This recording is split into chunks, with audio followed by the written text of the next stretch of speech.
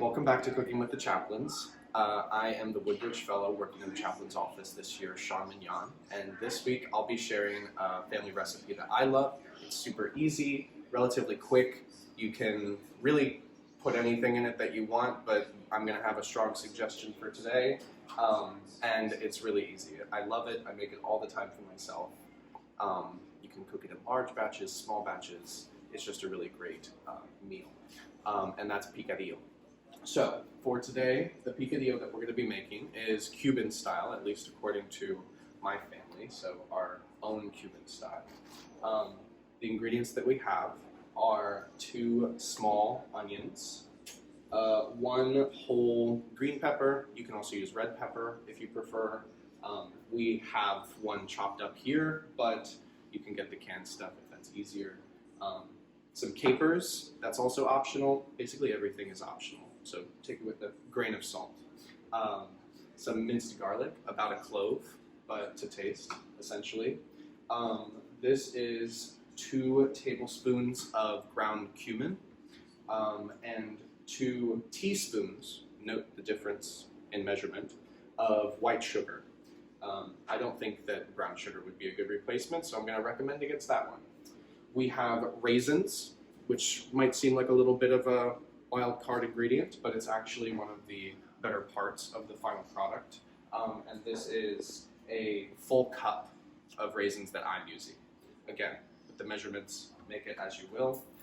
We have some Goya Sazon, which is one of the kind of secret ingredients to give it, the essential picadillo taste.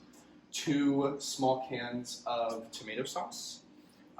If you wanted to make your own, you could also do that. And then, of course, olive oil. And some olives that my dad is handing me right now. That's also kind of essential. It adds the brine to the sweetness that we're going for with the raisins and with the sugar, and it'll make it really great. And then, of course, the basis of the entire dish is beef itself, which is currently defrosting. So we're going to cut and then start cooking it. It's essentially just throwing it all together in a medium saucepan in various order, and it ends up being this delicious thing. So let's see what we can make. So we've chopped up our fresh ingredients. So our onions, our 2 small onions, the 1 green pepper, again, if you want to switch out with red or add in red, and then about a clove, maybe a clove and a half of minced garlic.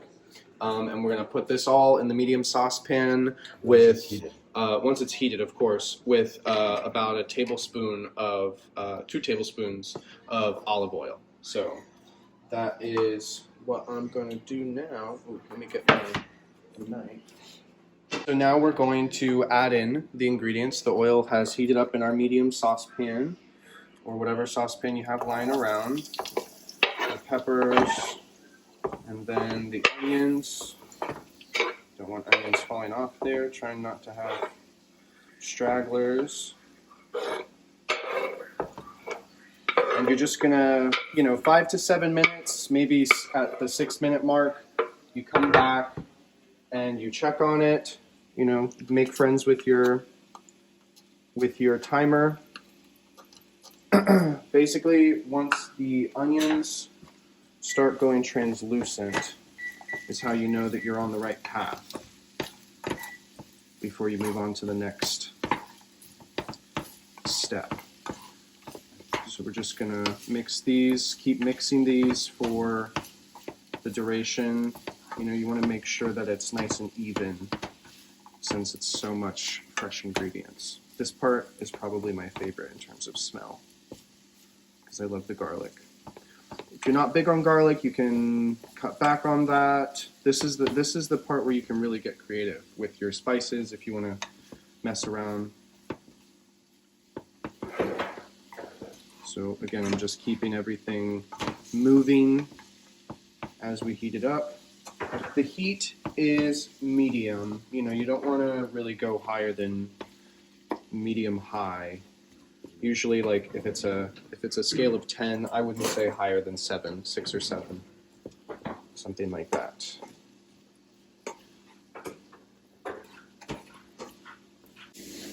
Okay, so our 6-7 minutes sweating the fresh ingredients is passed with addition of a timer. Really, you don't want to go over too much. And now we're going to just crumble in the beef. This part, you do have to kind of get your hands a little dirty. I washed, I promise. But you want to just kind of break up the beef. And then I'll give a quick rinse. And you can break it up even more with your thing here. And we're using a lot of beef. This is 2 pounds of beef because we're cooking for a bunch of people. And so all of these proportions are scaled up. So again, just be mindful of, if you want to end up with a week's worth of picadillo, hey, maybe that's what you want to do. I've done it before. I'll do it again. But just making sure that all the beef is broken up, and then we start kind of mixing it in with the onion and the garlic and the pepper. And this you're going to cook together on the same heat for 7 to 10 minutes. So our next timer is going to be 7 to 10 minutes. And then once we come back, we will move on with the fun addition of the ingredients. Okay, so our meat has been cooking now about 10 minutes, and we're just really wanting to reduce that juice because we have so much meat this time around. There's a lot of juice, so that's just going off. What I've started on the back burner over here is some rice. You don't have to have rice with your picadillo, but it's probably the most classic thing to have with it. So what we've done is just the 2-to-1 ratio of your liquid to your rice. I'm using chicken broth, and we're bringing that to a boil. You can use water if you prefer. And then some sea salt. If you don't have sea salt, that's okay. You can use table salt, just maybe a little bit less since it's particularly salty. So now that the chicken broth has come to a boil, the 2 parts per 1 part rice, I'm going to pour in the rice, and I'm going to add about a tablespoon or so, just like drizzle of olive oil. And this is just to help the rice not stick together, spill a little bit. Okay, so a little bit of an excitement with the rice earlier, but we've brought it back to a boil after adding it to the chicken broth. And once it reached the boil, we lowered it to a simmer. We've covered it. We're going to leave it sit for 20 minutes. We're not going to touch it. If you lift it up, you're going to ruin it. If you have a rice cooker, this all part becomes a lot easier. But back to our meat, now that that's cooked a bit, we're going to add our other ingredients. So first I'm going to add the 2 small cans of tomato sauce. Again, you can make your own if you have the time, or if you want to have a fun activity for yourself, or maybe with roommates, making tomato sauce. I used to have a friend whose grandmother had a tomato sauce recipe that was like legendary. It took days to make. Italian families. What are you going to do? I love it. Okay, so we've added the tomato sauce, and now we're going to add the 2 tablespoons of cumin mixed with 2 teaspoons of white sugar to it as well. Mix that in. It's starting to smell really fantastic. And starting to also take a familiar appearance of picadillo. There's a lot of juice with this one because we use so much meat. You can reduce that down, and it'll end up cooking off. So we've done that, and now we're going to add our remaining ingredients to this. So there's going to be on top the olives. We're using Spanish olives that have the pimiento inside. If you wanted to switch out and just use straight up green olives, you could do that. If you wanted to experiment, do another type of olive, that's also an option.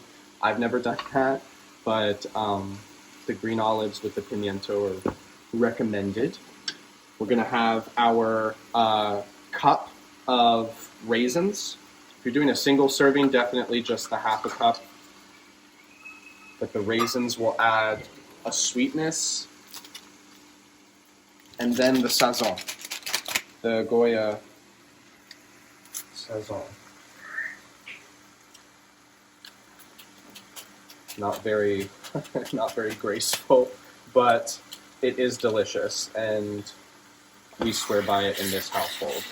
So I'm just going to mix all of that in, and this is going to cook for, well, you kind of have to keep an eye on it.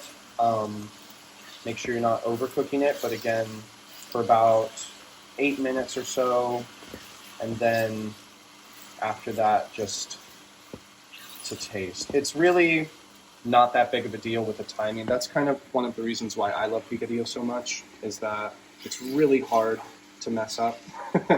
You can add just about anything, you can make it with almost anything. And as long as you get the time in the ballpark, you're solid. Okay, so our ingredients are added to our picadillo. We have lowered the heat now that everything is in there and folded in to a low. So, you know, if you were using 6 in the ballpark of 6 earlier, something like a 2 on your stove should be fine. And cover it, not completely, you know, let some of the steam escape. But then for about the 10 minutes while that's going, once that's done, we'll lower it to hardly anything at all just to keep it warm while we wait for our rice. And then once both of those things are done, you're ready to serve.